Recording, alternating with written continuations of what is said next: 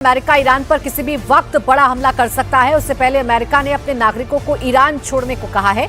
Iran में अमेरिकी दूतावास ने भी ये जारी कर दिया है कि अमेरिकी नागरिक तुरंत ईरान छोड़ दें और ईरान से सड़क के रास्ते आर्मेनिया या तुर्की जाएं।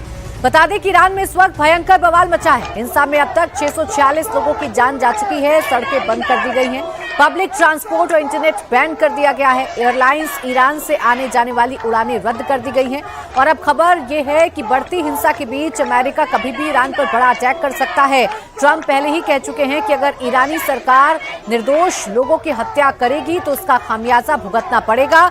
ईरान पर बड़ा हमला होगा और अब अमेरिकी नागरिकों को फौरन ईरान छोड़ने के लिए कहा गया है, जिससे कयास लगाए जा रहे हैं कि हमला किसी भी वक्त हो सकता है।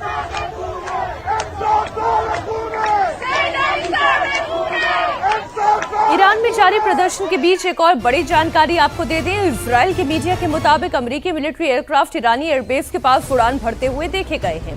इनमें हवा में ईंधन भरने वाले जहाजों के साथ ही B-2 बॉम्बर्स भी नजर आए हैं। इन एयरक्राफ्ट ने कतर बेस से उड़ान भरी है। ये दावा इजरायली मीडिया ने किया है। इसके बाद ईरान ने सैनिकों को हाई अलर्ट पर रहने के लिए कहा है।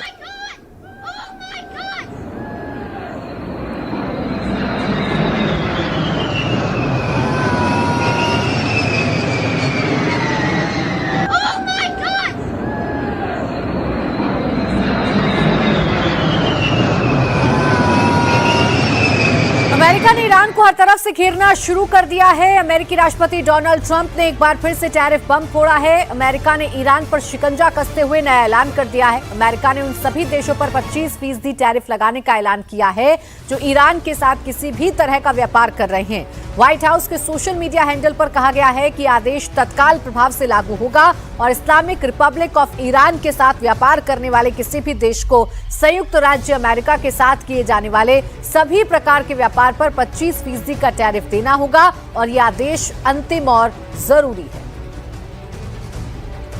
अब आपको बताते हैं कि ट्रंप के इस नए आदेश का भारत पर क्या असर पड़ने वाला है। ये जानना आपके लिए बहुत जरूरी है। चीन को ईरान का सबसे बड़ा व्यापारिक साझेदार माना जाता है, लेकिन ट्रंप के इस कदम का असर भारत और यूएई के साथ साथ तुर्की पर भी पड़ेगा। तेहरान में मौजूद भारतीय दूतावास के मुताबिक भारत ने वित्तीय वर्ष 2024-25 में ईरान को 1.24 अरब डॉलर का सामान निर्यात किया, जबकि ईरान से महज $441 मिलियन का ही आयात हो पाया। भारत ईरान को बासमती चावल, चाय, चीनी, ताजे फल, दवाइयां, मांस के साथ साथ डेयरी प्रोडक्ट भी एक्सपोर्ट करता है, जबकि ईरान से पेट्रोलियम पदार्थ, सेब, सूखे मेवे, रासायनिक पदार्थ, खनिज और कांच का सामान मंगवाता है। अगर ईरान से व्यापार के लिए भारत पर अतिरिक्त टैरिफ लगता है तो ऐसी परिस्थिति में यह व्यापार और महंगा हो जाएगा और इस व्यापार में और ज्यादा बाधाएं आएंगी। भारत ईरान को बासमती चावल, चाय, चीनी, ताजे फल, दवाइयां और मांस के साथ साथ डेयरी प्रोडक्ट एक्सपोर्ट करता है, जबकि ईरान से पेट्रोलियम पदार्थ, सेब, सूखे मेवे, रासायनिक पदार्थ, खनिज और कांच का सामान मंगवाता है। इस्फहान शहर में प्रदर्शन हिंसक हो चुके हैं। गोलीबारी के बाद अब आगजनी की तस्वीरें भी आ रही हैं।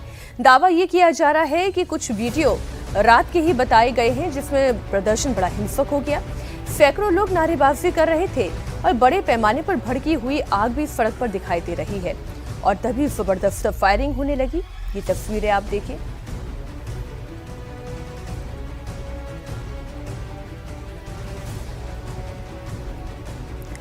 ईरान की राजधानी तेहरान से भी हैरान करने वाली तस्वीरें सामने आई। ईरान की राजधानी तेहरान में एक हॉस्पिटल के बाहर लोगों की लाशों का ढेर पड़ा हुआ है और इस ढेर में कुछ लोग अपने परिवार वालों की लाशों को तलाश कर रहे हैं।